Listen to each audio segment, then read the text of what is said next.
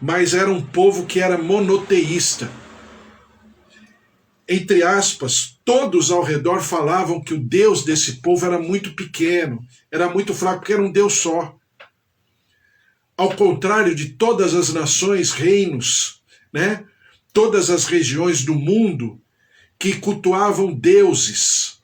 Então eram politeístas. Mas, com o passar do tempo, com o avanço, com o progresso, com as conquistas, com os milagres, todo mundo, né, vamos dizer, da humanidade conhecida da época, todo mundo começou a ficar cabreiro. Por quê? Por onde eles passavam, eles faziam a diferença, porque o Deus desse povo era um Deus só, mas era um Deus forte. Entendeu? Então é exatamente a expressão de Raabe, quando ela fala que esse povo viria e que destruiria com Jericó, e ela se posiciona a favor do povo de Josué e principalmente a favor do Deus de Israel, e aí você conhece toda a história. Quando Baraque ouve falar disso, ele se assusta. E ele toma uma atitude. 800 quilômetros, 1.000 quilômetros de distância, vivia um mago chamado Balaão, um feiticeiro, um bruxo da época, politeísta, pagão, que fazia práticas espirituais em função de dinheiro e de pagamento, para que as entidades espirituais pudessem favorecer aquilo que Balaão queria. Então Balaão era um bruxo conhecido, um mágico conhecido, um feiticeiro muito conhecido e muito rico e muito poderoso. Baraque vai até lá, porque não obstante Baraque, né, ou seja, ele como rei dos Moabitas e mais os Amonitas que fizeram uma associação, fizeram um convênio, né, de guerra contra o povo de Deus, e eram povos muito fortes na época, muito mais desenvolvidos do que o próprio povo de Israel em termos militares, em termos bélicos. Mas havia algo que os diferenciava, que não era a capacidade bélica, não era a capacidade militar, mas era o Deus a quem eles serviam. E eles perceberam que no âmbito natural eles não poderiam vencer o povo de Israel. Então eles, olha só, na antiguidade já tinha esse conceito, essa consciência, né, que permanece até os dias de hoje, que eles sabiam que, naturalmente falando, eles não poderiam vencer o povo. Então o que eles foram buscar?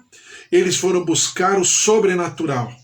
Eles foram buscar as práticas ocultistas de Balaão, de um mago, de um bruxo vencedor, vitorioso nessa área. Essa é a situação. Esse é o momento, essa é a circunstância. Vamos andando, que a gente está falando sobre os soldados que foram subornados pelos religiosos lá na sepultura de Jesus, certo? Aí você vai falar, mas então vamos lá, vamos andar para a gente conversar a respeito. Diz assim, em Números capítulo 22, versículo 9, veio Deus a Balaão e disse, quem são estes homens contigo? Ou seja, o nosso Deus é soberano. Fala comigo, o meu Deus é soberano. Fala de novo, o meu Deus é soberano. Fala sobre a tua vida, os teus problemas, as tuas dificuldades. O meu Deus é soberano. Deus não tem região, Deus não tem território, Deus não tem religião. Deus fala com quem Ele quer, na hora que Ele quer, do jeito que Ele quer e como Ele quer. Ponto. Esse é o nosso Deus. A sua soberania transcende todo e qualquer limite humano, todo e qualquer limite geográfico, todo e qualquer limite cultural, todo e qualquer limite espiritual. Esse é o nosso Deus. E, né, eu falei para você, é uma teofania, então, com certeza, é a segunda pessoa da Trindade, que nós chamamos carinhosamente de Jesus Cristo, autor e consumador da nossa fé, conversando com Balaão. E aí, Balaão? Quem são esses homens que estão com você? Imagina o susto que Balaão falou, porque ele sabia. Não obstante ele não servir e não ser temente a Deus, mas ele sabia quem era Deus. Então ele diz aqui, Baraque, rei dos Moabitas, filho de Zippor, os enviou para que me dissessem: eis que o povo que saiu do Egito cobre a face da terra. Vem agora, amaldiçoa-mo, talvez eu possa combatê-lo e lançá-lo fora. Então disse Deus a Balaão: não irás com eles, nem amaldiçoarás o povo, porque é povo abençoado. Então, a lógica espiritual e essa doutrina de fundamento precisa estar plenamente enraizado no teu coração. A quem Deus abençoa, ninguém pode amaldiçoar. Não tem simpatia, não tem, sei lá como é que chama, mandiga,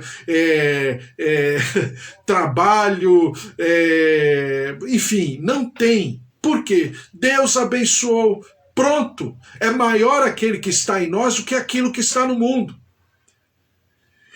Então, voltando lá para os religiosos tinham perdido essa linha de raciocínio há muito tempo.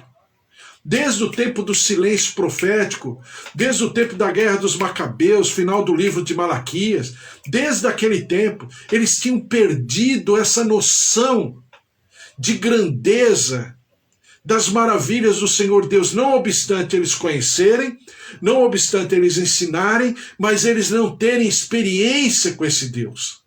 E aí esse distanciamento foi aumentando com o tempo, a tal ponto que os religiosos, veja só, não era religioso pagão, não eram pessoas que serviam a outro Deus, não, pessoas que eram do povo de Deus, que faziam parte do povo de Deus, religiosos, sacerdotes, fariseus, escribas, pessoas doutoradas, né, no conhecimento de Deus, mas não tinham experiência com Deus. Veja a diferença. E aí diz a palavra, versículo 17 de Números 22, porque grandemente te honrarei e farei tudo o que me dissestes. Vem, pois, rogo-te, amaldiçoa-me este povo. Então Baraque ficou insistindo para Balaão, e Deus já havia falado para Balaão, não vá com eles. Mas Balaão insistiu. Balaão estava sendo levado pelo dinheiro, pelo poder, porque essa era a lógica de vida dele. A plataforma de vida dele era uma relação com as entidades de troca. A plataforma de vida desses religiosos, eles poderiam até achar que eles estavam, entre aspas, servindo a Deus, mas não estavam. Eles serviam os seus próprios propósitos, como diz a Bíblia, o seu próprio ventre. Então, veja que o sentimento é o mesmo. A situação, a circunstância, a geração é outra, mas o sentimento humano continua o mesmo. Aí diz a palavra do Senhor. Respondeu Balaão aos oficiais de Balaque, ainda que Balaque me desse a sua casa cheia de prata e ouro, eu não poderia traspassar o mandado do Senhor meu Deus para fazer coisa pequena ou grande. Balaão está quase se convertendo, ele está chamando Deus, o Elohim, né, o El Shaddai, Adonai, né, o Yahvé, o Jeová, ele já está chamando de meu Deus. Veja só como estão as coisas, ele está morrendo de medo. Versículo 20, veio pois o Senhor a Balaão de noite e disse-lhe, se aqueles homens vierem chamar-te, levanta-te, vai com eles, todavia fará somente o que eu te disser. E Deus até muda. Mas por que Deus muda? Aí você vai falar, né? Deus falou para não ir, agora está falando para ir. Porque, olha, Deus nos criou e derramou sobre nós uma coisa chamada livre-arbítrio. Ele insistiu, ele queria, ele precisava. Era uma lógica de vida que ele não tinha como retroceder, como depreciar, ou não, de maneira redundante, né? Desculpe o trocadilho, não valorizar esse momento. Então é lógico que ele foi, e Deus falou, vai, não tem problema, vai. E aí no versículo 29 diz assim, respondeu Balaão a jumenta, por que zombaste de mim? Tivera eu uma espada na mão e agora te mataria. Replicou a jumenta a Balaão, porventura não sou a tua jumenta em que toda a tua vida cavalgaste até hoje? Acaso tem sido o meu costume fazer assim contigo? Ele respondeu, não. Versículo 32, então o anjo do Senhor lhe disse, porque já 3 vezes espancaste a jumenta? Eis que eu saí como teu adversário, porque o teu caminho é perverso diante de mim. A jumenta me viu e já 3 vezes se desviou de diante de mim. Na verdade, eu agora te haveria matado e a ela deixaria com vida. Versículo 37, perguntou Balaque a Balaão, porventura não enviei mensageiros a chamar-te? Por que não vieste a mim? Não posso eu, na verdade, honrar-te? Honrar-te eu já expliquei para você, honrar é dar muito dinheiro, né? Quando fala honrar pai e mãe, desculpe, é realmente entregar o devido, o valor devido a tudo aquilo que o pai e a mãe fizeram. Não é obediência. As pessoas confundem com obediência. Honrar pai e mãe é muito além disso. Honrar a Deus é muito além do que uma questão pura e simplesmente de obediência. Tá? Então diz o versículo 40, então Balaque sacrificou bois e ovelhas, e deles enviou a Balaão e aos príncipes que estavam com ele. É lógico, sabe por quê? É aquilo que eu falo sempre. É a lógica do relacionamento. A lógica do relacionamento, não vai dar para eu falar mais, mas a lógica do relacionamento de Balaão com Balaque é exatamente a lógica que o homem tem, né, com Deus em relação ao dinheiro. Por quê? Porque isso se percebe até os dias de hoje. Eu acho que porque eu dou alguma coisa, porque eu entrego alguma coisa, eu tenho uma prerrogativa. Eu posso, porque eu dei.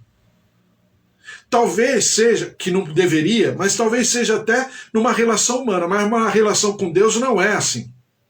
E nunca foi e nunca será. Por quê? Porque a relação com Deus é uma relação de amor, de entrega, de sacrifício, mas não de sacrifício chamada oferta, né? Como alguns mudam o nome oferta para sacrifício. Não é esse tipo de sacrifício. Mas é um amor sacrificial, colocando Deus acima de tudo e de todos, né? De toda a nossa alma, de todo o nosso entendimento, com todas as nossas forças, com toda a nossa sabedoria, com tudo que temos, tudo que somos e tudo que seremos e tudo que teremos. Então é um derramar diante de Deus, identificando a sua grandeza, a sua maravilhosa graça, a sua maravilhosa misericórdia, a sua maravilhosa plenitude de vida que está por sobre a minha vida, e na sua misericórdia ele pode derramar essa vida abundante sobre mim. Então Balaão, ele mudou de entidade, desculpe o termo, né, de maneira didática, ele mudou agora para uma entidade chamada Deus, o Elohim de Israel, o El Shaddai Adonai, o Todo-Poderoso, o verdadeiro Deus, o único e soberano Deus, mas com o mesmo relacionamento que ele tinha com as outras entidades, achando que entregando, ou Balaque entregando e fazendo oferendas, poderia mudar o veredito de Deus. Olha que loucura. A gente lendo assim fala, mas nossa, mas que burrice, né? Ele é mais burro do que a mula dele. Mas na verdade, é até os dias de hoje a mesma coisa. E desculpe, perdão agora pelo que eu vou falar. Irmãos nossos, líderes nossos, né? Pregadores nossos, alguns sem querer, acham que é assim que deve ser. Eu falava outro dia não, acho que eu falava ontem, né, Amanda? Acho que eu falava com você. A Amanda está aqui. Então eu falava com a Amanda. É uma coisa tão inerente ao gênero humano que tudo gira em torno do dinheiro. Como se o dinheiro... Não é à toa que Jesus fala em Mateus 6 que o único Deus que faz sombra ao El Shaddai Adonai não é o diabo, mas é uma entidade que nós, seres humanos, colocamos essa constituição de entidade que é o dinheiro. Dinheiro é uma peça, é um elemento, né? É um objeto. Mas nós, seres humanos, né, colocamos uma autoridade, um poder espiritual no dinheiro que ele não tem, mas passa a ter porque na autoridade do gênero humano ele faz com que tenha. É essa entidade que faz sombra. Então Jesus fala, você não pode servir a dois senhores. E quando, aí você vai falar, o que os religiosos do tempo de Jesus têm a ver com isso? Tudo, porque os religiosos, eles tinham a mesma plataforma de vida. Por quê? Porque o dinheiro na mão deles era muito maior do que pecar contra Jesus Cristo, do que destruir, matar Jesus Cristo, do que mentir a respeito do corpo de Jesus Cristo, do que apequenar durante todo o ministério de Jesus Cristo, tudo aquilo que Jesus fez por causa dos seus interesses escusos, hipócritas. E esse sentimento ele permanece. E nós, como servos de Deus, precisamos entender que ele existe. Existe um mundo espiritual. As pessoas sabem que tem coisa que a gente não vence apenas só na força física, no vigor natural, mas tem que haver, sim, uma ação espiritual. Daí muitas pessoas, né, grandes empresários, grandes agricultores aqui no Brasil, grandes pessoas de renome até da sociedade brasileira, que têm as suas práticas espirituais, que têm as suas entidades. A gente sabe disso, principalmente na agricultura, desses grandes agricultores que tem aqui no Brasil.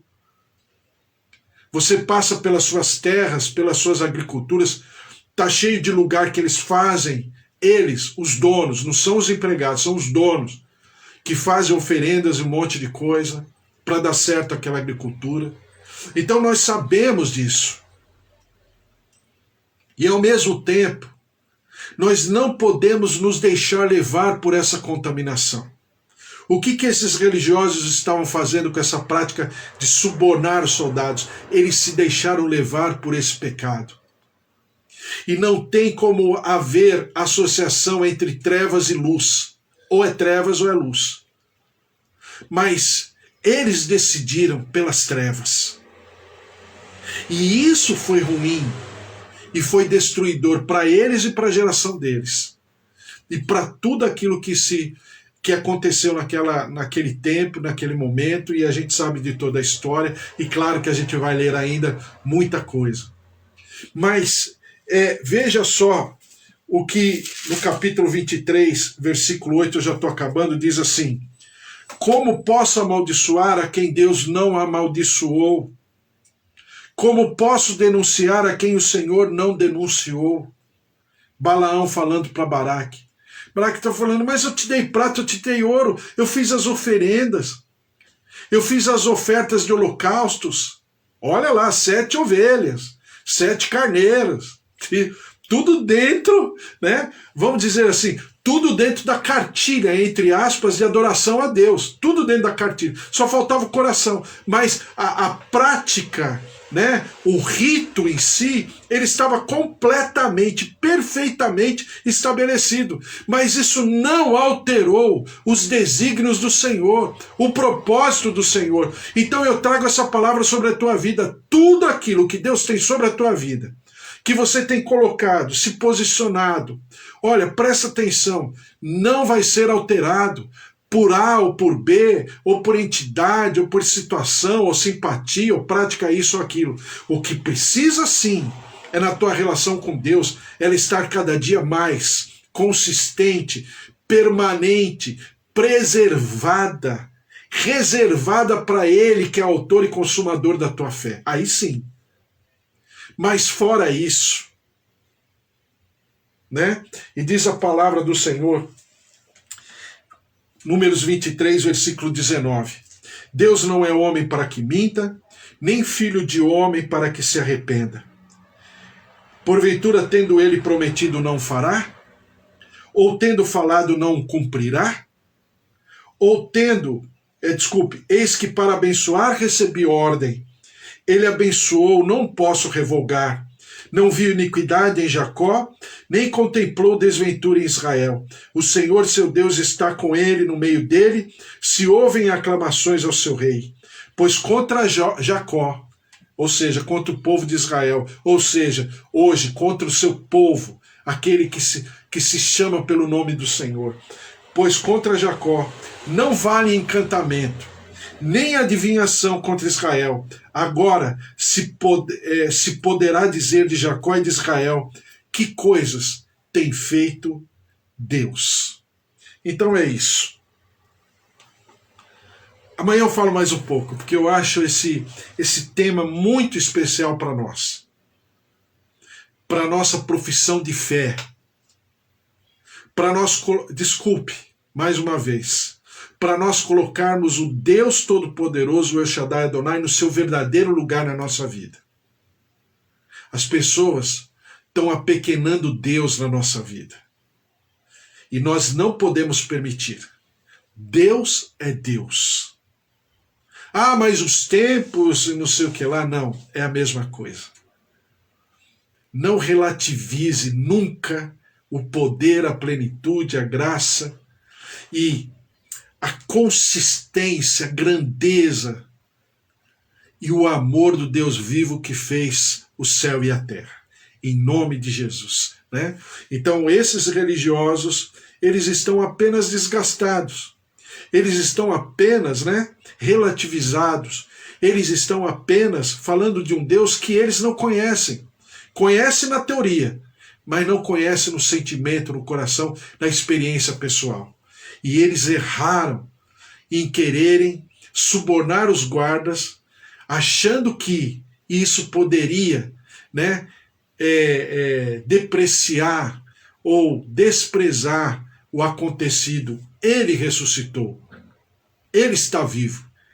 Ele não está entre os mortos, mas ele ressurgiu, como diz a palavra do Senhor. A ele todo louvor, toda honra e toda glória em nome de Jesus. Vamos orar? Amanhã a gente conversa mais. Em nome de Jesus. Vamos colocar tudo isso diante do Senhor, nossa casa, nossa família, nossos negócios, nosso trabalho. Pastora Mara, com seu trabalho, seus negócios. Amanda também, seu trabalho, seus negócios. Estou orando pelo Fábio, pelo exame dele também.